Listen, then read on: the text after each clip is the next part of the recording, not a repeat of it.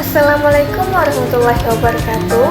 Halo everyone, perkenalkan nama saya Gini Indira Sonova dengan NIM 2306014, Prodi Manajemen Informasi Kesehatan di Universitas Yadza Saintika.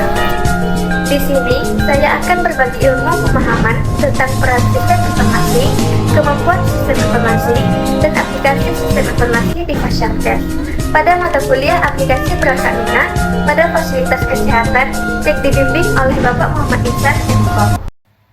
Peran sistem informasi yang pertama yaitu pendukung pengambilan keputusan.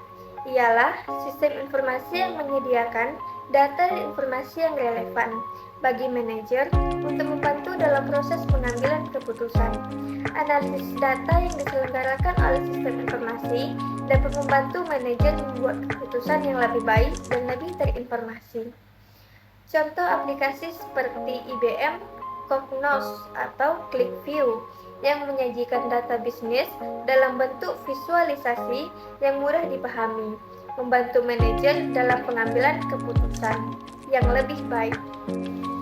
Yang kedua, pemrosesan transaksi ialah sistem informasi yang digunakan untuk mengotomatiskan proses pencatatan dan pemrosesan transaksi bisnis sehari-hari, seperti penjualan, pembelian, dan pembayaran.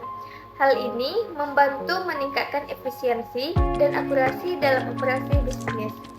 Contohnya adalah aplikasi kasir elektronik seperti Clover POS yang digunakan di toko-toko retail untuk mencatat penjualan, mengelola inventaris, dan memproses pembayaran secara efisien. Yang ketiga, dukungan proses bisnis ialah sistem informasi yang memfasilitasi eksekusi dan kontrol atas berbagai proses bisnis. Ini termasuk pengelolaan rantai pasokan manajemen inventaris dan proses produksi. Misalnya sistem Enterprise Resource Planning atau Microsoft Dynamics 365 yang mengintegrasikan berbagai fungsi bisnis seperti manajemen rantai pasokan, produksi, dan keuangan dalam satu platform. Yang keempat, koordinasi dan kolaborasi ialah sistem informasi yang memungkinkan kolaborasi yang lebih baik antar individu dan departemen dalam suatu organisasi. Alat kolaborasi seperti email, kalender bersama, dan platform kolaboratif membantu meningkatkan komunikasi dan koordinasi. Sebagai contoh, aplikasi kolaborasi seperti Microsoft Teams atau Slack yang memungkinkan tim dalam sebuah organisasi untuk berkomunikasi, berbagi file, dan bekerja sama dalam proyek secara efisien melalui platform digital. Bagian selanjutnya, kemampuan sistem informasi.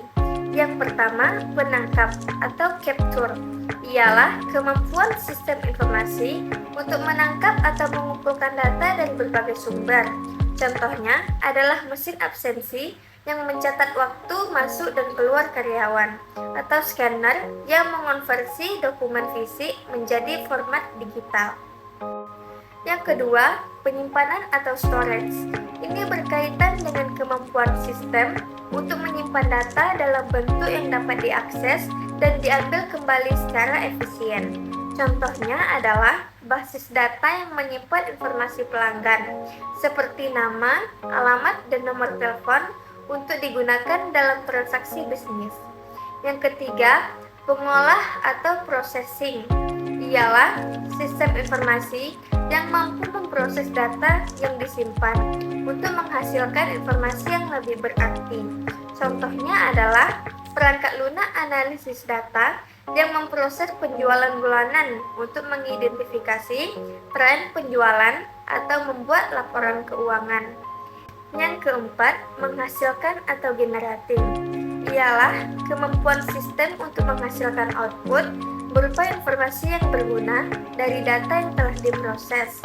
Contohnya adalah sistem informasi manajemen yang menghasilkan laporan keuangan bulanan berdasarkan data transaksi yang telah diproses sebelumnya. Bagian terakhir, aplikasi sistem informasi di Fasyankes. Yang pertama, sistem informasi rumah sakit. yang menyediakan platform terpadu untuk manajemen data pasien, catatan medis elektronik atau EHR, jadwal dokter, dan administrasi rumah sakit. Misalnya, Hospital Management System yang menyediakan fitur terpadu untuk manajemen semua aspek operasional rumah sakit, termasuk administrasi, keuangan, dan pelayanan pasien. Yang kedua, pendaftaran pasien. Aplikasi ini membantu dalam proses pendaftaran pasien, pengumpulan informasi pribadi, riwayat medis awal, dan pembuatan nomor rekam medis. Contohnya adalah Pasien Registration System yang memungkinkan pasien untuk mendaftar secara online sebelum kunjungan mereka ke rumah sakit, seperti yang dilakukan oleh aplikasi rumah sakit besar seperti Mayo Clinic atau Cleveland Clinic. Yang ketiga, catatan medis elektronik atau EHR digunakan untuk menyimpan dan mengelola catatan medis pasien secara elektronik. Ini mencakup riwayat kesehatan, diagnosis, resep obat, dan hasil tes. Contohnya ialah Electronic Health Record atau EHR System yang digunakan oleh rumah sakit untuk menyimpan, mengelola, dan berbagi catatan medis pasien secara elektronik, seperti Epic System atau Cerner. Yang terakhir, manajemen janji dan jadwal. Aplikasi ini membantu dalam pengelolaan janji dokter, jadwal pemeriksaan, dan mengirimkan pemberitahuan kepada pasien tentang janji yang akan datang.